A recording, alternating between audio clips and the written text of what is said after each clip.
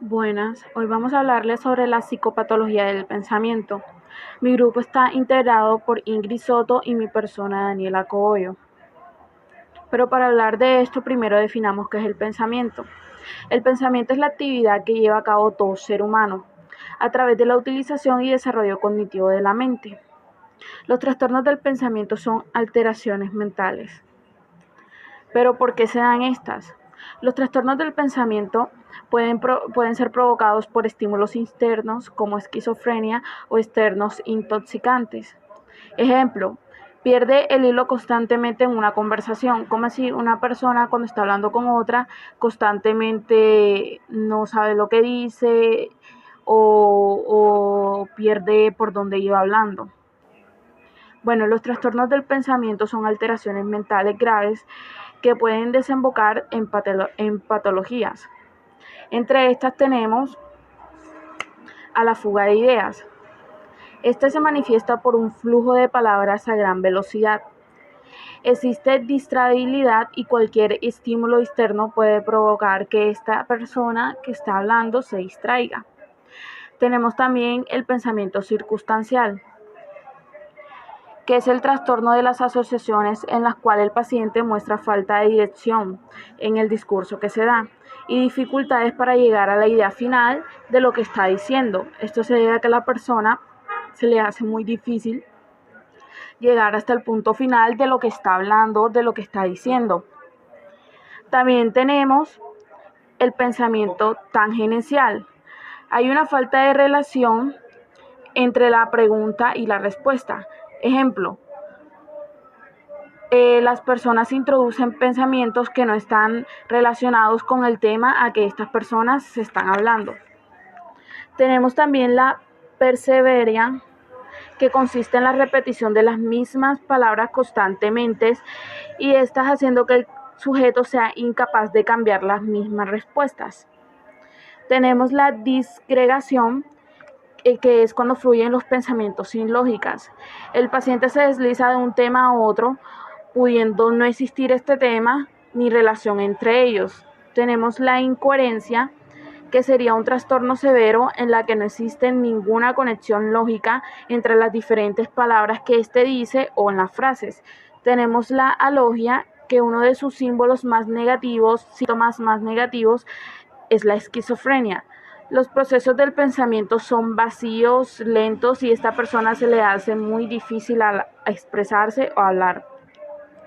Las preocupaciones también hacen parte del pensamiento, ya que son temas predominantes y que habitualmente se revelan en su lenguaje espontáneo. Cuando una persona está preocupada, a veces se le pueden cruzar palabras, pero de la misma preocupación que no tienen que ver con el tema. Estos también pueden ser repetitivos a lo largo de la exploración que han tenido en cuenta. Entonces, las preocupaciones excesivas de muchas personas también tienden a causar esto, o también las circunstancias. Algunas de estas que no pueden ser consideradas patológicas, existen muchas, como son las ideas sucias, ideas sobrevaloradas, imágenes o impulsos obsesivos, ideas fóbicas o pensamiento mágico.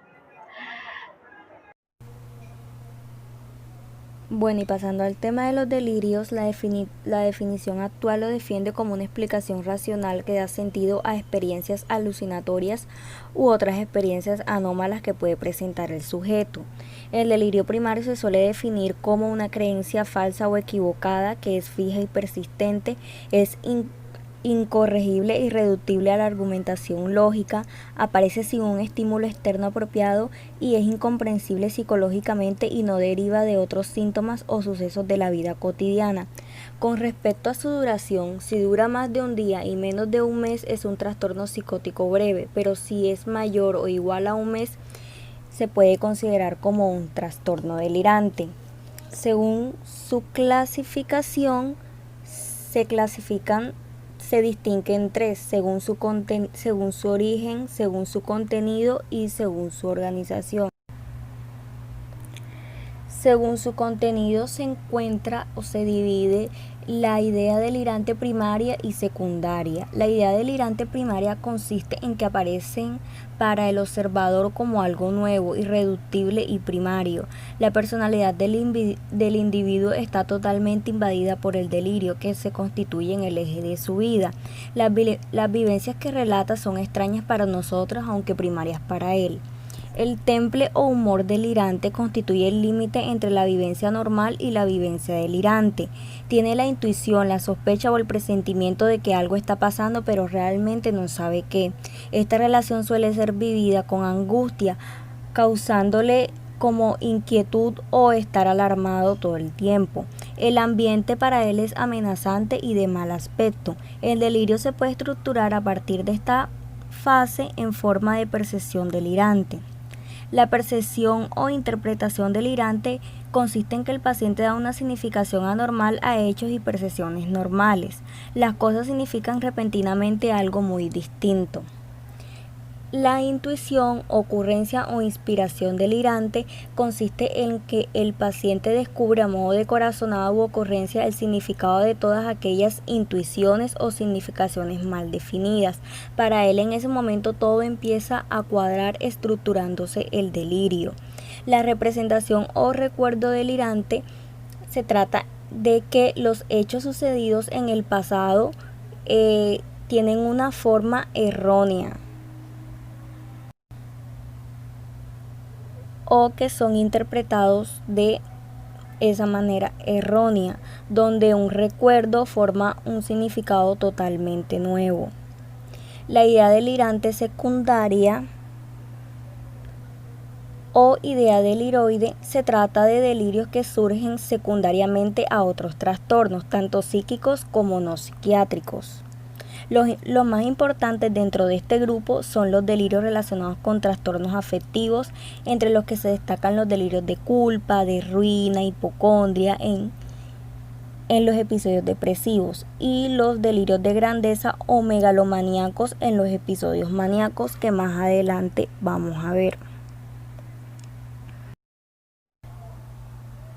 Según su contenido encontramos los delirios de referencia o de autorreferencia, que consiste en que la conducta de los demás se está refiriendo a uno mismo. El delirio de persecución consiste en que el paciente siente que está siendo perseguido de alguna manera. Alguien o alguna fuerza extraña está intentando causarle lesiones físicas. Es por eso que es normal que crea que su vida está corriendo peligro, sintiéndose acosado, perseguido y perjudicado. Es un delirio típico de la esquizofrenia paranoide. El delirio de control es una sensación subjetiva e intensa de estar bajo el control de alguna fuerza extraña o de alguna persona, muchas veces mediante objetos como micrófonos, cámaras, chips, entre otras, que de alguna forma modifican su mente. El delirio de significación consiste en que el paciente encuentra significados especiales en los hechos cotidianos. El delirio celotípico o de celos consiste en que el paciente está convencido de que su pareja le es infiel y busca constantemente corroborar su hipótesis. Es un delirio común en pacientes con dependencia de alcohol. El delirio erotomaníaco o de Clerambault consiste en que el paciente mantiene la creencia de que otra persona, generalmente de nivel social, cultural o económico superior, o pueden ser personas que el paciente no conoce, ya sea actores, actrices, presentadores de televisión o políticos, están locamente enamorados de él o ella. El delirio de culpa consiste en que el paciente se siente culpable de todo lo que le ha ocurrido e incluso a su familia y amigos, y sus síntomas son la consecuencia de su incompetencia y sus pecados, lo cual para él merece ser castigado, y el tiempo de vida que le quede por vivir será solamente un infierno bien merecido para intentar remedir sus culpas. Por eso hay que valorar el riesgo de suicidio en estos pacientes. Es un delirio propio, pero no exclusivo de algunos cuadros depresivos melancólicos. El delirio de ruina es la creencia de que el paciente cree que él y su familia están totalmente arruinados y en la más absoluta pobreza. El delirio somático hipocondriaco, el paciente puede tener la convicción de que su cuerpo o alguna parte de él no está funcionando bien. El delirio nihilista consiste en que el paciente puede creer que uno mismo, los demás o incluso el mundo entero no existe. La creencia de que uno mismo está muerto, vacío, sin vísceras y por lo tanto carece de cuerpo material. También se le puede denominar síndrome de Cotard.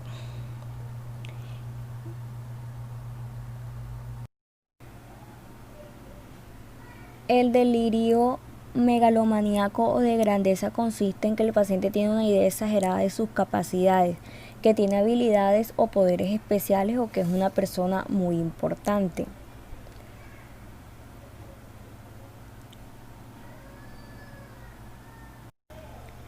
El delirio religioso místico se trata de que el paciente cree cumplir misiones redentoras designadas por divinidades, cree que él es un líder universal o se cree él mismo una divinidad.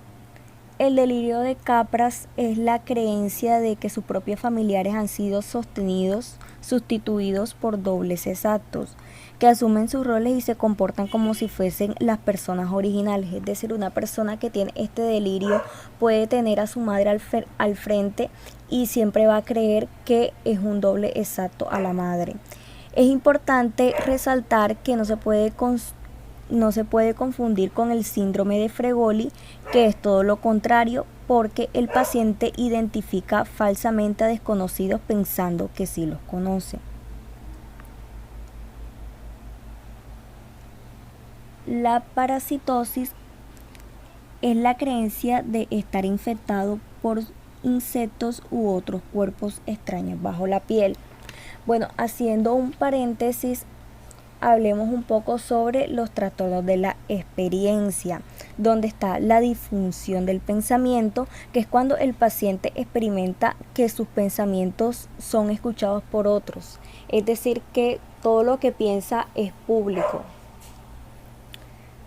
La inserción del pensamiento consiste en que el paciente carece del sentido normal de posesión de sus pensamientos, o sea que no son suyos y se experimentan como extraños. El robo del pensamiento, que el paciente cree que alguna fuerza externa le ha sacado los pensamientos de su cabeza, de manera que no tiene pensamientos. Por último, dentro de este grupo tenemos a los delirios fantásticos, que son delirios físicamente imposibles, más propios de cuentos de hadas que de la vida real, es decir, los extraterrestres, los viajes astrales, entre otras. Según su organización encontramos el delirio sistematizado y el delirio no sistematizado. El delirio sistematizado se trata de que el paciente puede intentar demostrar la realidad de su creencia, pudiéndolo explicar a modo de argumento o guión. Y el delirio no sistematizado consiste en que el paciente no suele intentar explicar su idea, sino que él cree que las cosas son así simplemente porque así lo cree él, así él lo sabe y porque sí. Una de sus formas especiales es que el delirio compartido, como su nombre lo indica, es un delirio compartido por terceras personas, generalmente familiares o allegados al paciente. Las reacciones deliroides se tratan de cuadros delirantes de duración breve y recortada que aparecen ante situaciones de estrés en pacientes predispuestos. El delirio sensitivo de relación o de referencia consiste en que el paciente sufre esta situación de auto y heteromarginación con crítica de la misma, hasta tal punto de que sus síntomas más evidentes son de ansiedad y de estado de ánimo depresivo. El delirio exógeno consiste que es un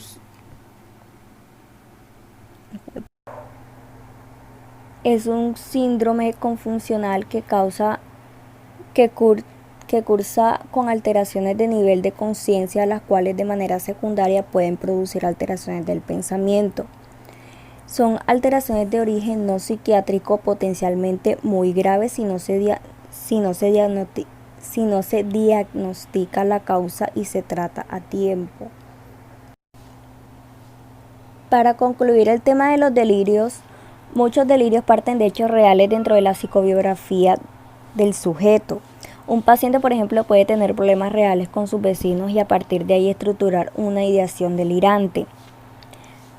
Casos similares podemos encontrar como los delirios paranoides y algunos celotípicos, entre otros. Pueden ser en su inicio comprensible y en el lado opuesto a veces la realidad supera la ficción, es decir, situaciones que parecen muy absurdas. Es ahí donde se concluye si el paciente está delirando.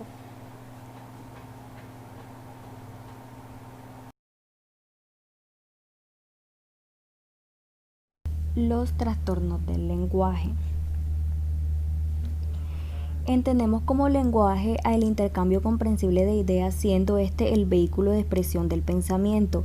Existen lenguajes no verbales como los olores y los gestos, que también hay que considerar psicopatológicamente, pero en este caso nos centraremos más en el lenguaje verbal. El lenguaje está estrechamente unido al pensamiento, ya que a través de el lenguaje manifiestan lo que piensan o sienten. Se puede dividir los trastornos del lenguaje dentro de los siguientes grupos, que son la ausencia del lenguaje, el trastorno del ritmo, el trastorno de la iteración, el trastorno del significado y alteraciones de origen preferiblemente neurológicos. Ahora bien, pasemos a la ausencia del lenguaje o mutismo, que consiste en la ausencia total de lenguaje verbal, sin que estén afectadas las capacidades instrumentales. Puede aparecer, por ejemplo, en algunos pacientes con autismo, en defectos sensoriales como la sordera, como reflejo de una actitud negativista, en situaciones de estrés intenso, secundariamente a síntomas psicóticos como alucinaciones o ideas delirantes, en el contexto de un cuadro histriónico, entre otros. El trastorno del ritmo del lenguaje consiste en alteraciones en el ritmo y o en la velocidad del lenguaje. Los más relevantes son la bladifemia o bladifasia, que consiste en el enlentecimiento en la emisión del lenguaje. El aumento de latencia de respuesta consiste en que el lenguaje es normal, pero el tiempo que pasa desde que se realiza la pregunta hasta que el paciente comienza a responder es más prolongado. La taquifemia o taquifasia consiste en que el paciente habla muy deprisa y se suele asociar a un hablar excesivo. La presión del habla, que es el incremento de la cantidad de lenguaje espontáneo en comparación con lo considerado socialmente adecuado. El paciente habla con rapidez y es difícil interrumpirle. De hecho, en algunas oraciones pueden quedar incompletas debido al ansia por decir una nueva idea. La tartamudez consiste en la alteración del ritmo y de la fluidez del habla, que tiende a repetir las sílabas iniciales de las palabras y pueden aparecer bloqueos y aspiraciones. Aumenta en situaciones de ansiedad y se pueden distinguir tres tipos: la tónica, que fundamentalmente se presenta al inicio de un discurso comunicativo y que una vez superado fluye normalmente; la clónica, en la que el trastorno se manifiesta en el principio del fonema; y la mixta, que agrupa las dos anteriores. La prosodia, que es la falta de entonación, apareciendo un discurso monótono, sin inflexiones y con pérdida de la musicalidad.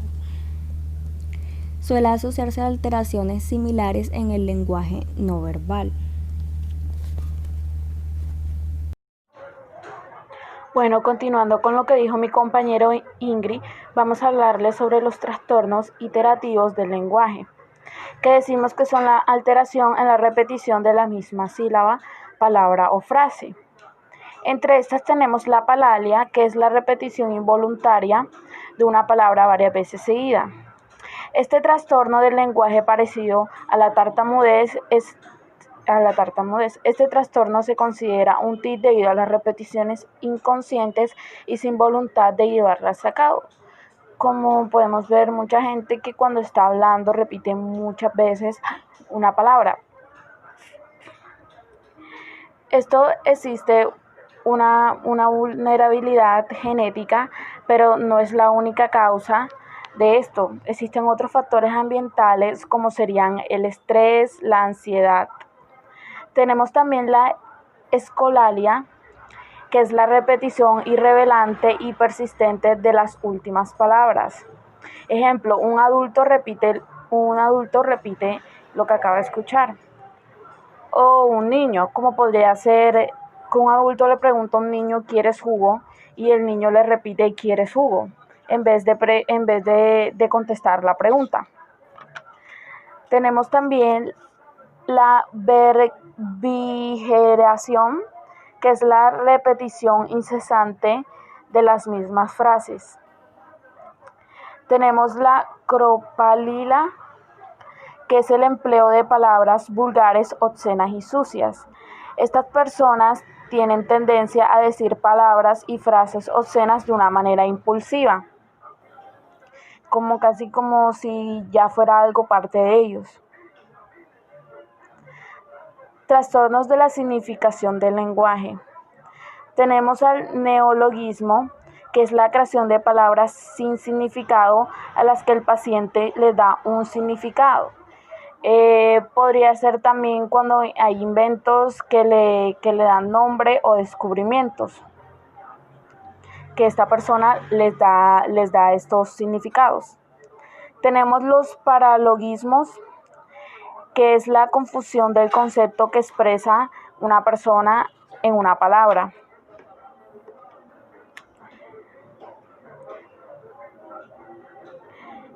Entre estas definí las primeras. Tenemos también la ensalada de palabras que aparecen en las palabras incoherentes que no corresponden a ninguna regla gramatical y que estas no tienen ningún significado aparente. Tenemos también el descarrilamiento o asociaciones lazas de ideas, que hay una interrupción de conexión lógica entre las ideas y el sentido que genera el pensamiento de esta persona. Tenemos las alteraciones de origen preferiblemente neurológica. Esta se distingue entre afasias y los trastornos de la articulación del lenguaje. Entre estas voy a nombrar algunas, como la disartria, que es la dificultad para articular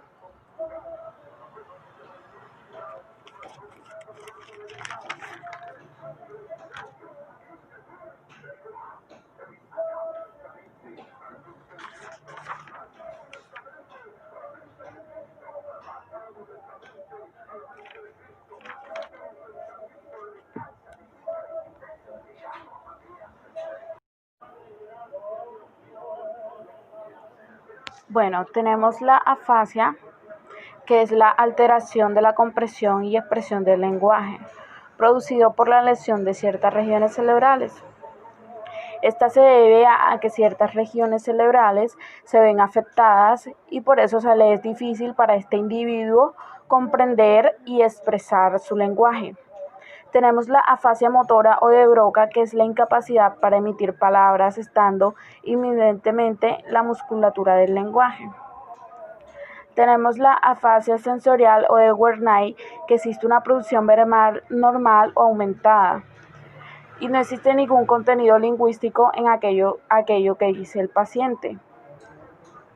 Tenemos la afasia mixta, que es la suma de todas las anteriores. Tenemos la afasia transcortical, que es la repetición intacta pero alteración del resto de las funciones lingüísticas. Y la afasia psicógena. Tenemos también los trastornos de la articulación del lenguaje. Entre ellos encontramos la disartría, que es la dificultad para articular sonidos y palabras, causada por una parálisis o una ataxia de los centros nerviosos de algún órgano fonático. Tenemos la disfonía, que es la pérdida del timbre normal de la voz. Esta se puede ver por trastorno funcional y orgánico de la laringe. Tenemos las dislalias, que es la incapacidad para pronunciar sonidos del habla, que son vistos como normales según la edad del niño. Este niño suele sustituir una letra por la otra. Un ejemplo sería cuando en vez de decirle a la mamá maíz, le dice mai. Bueno, esto es todo.